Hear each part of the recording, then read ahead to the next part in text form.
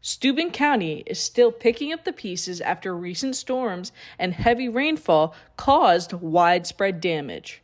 Road crews are now working around the clock to clear debris and repair infrastructure. Public Works Commissioner Eric Rose says teams across the county are focused on restoring safe travel for residents.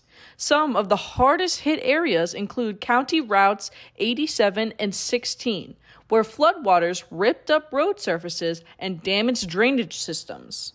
The Department of Public Works is urging drivers to use caution and be patient with repair crews.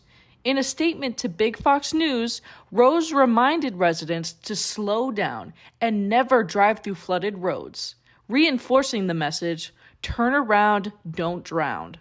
The county also posted an update on Facebook warning crews are currently engaged in extensive repairs and all travelers should expect traffic delays and exercise extreme caution on county roads. Crews are expected to remain in the field for several more days. Rose thanked the DEC, the Army Corps, and the Soil and Water Conservation District for their support and asked the public to stay alert, be patient, and prepare for continued delays.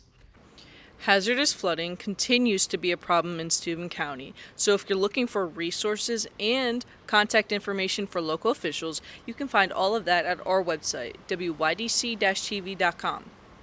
Haley Livingston, Big Fox News, Corning.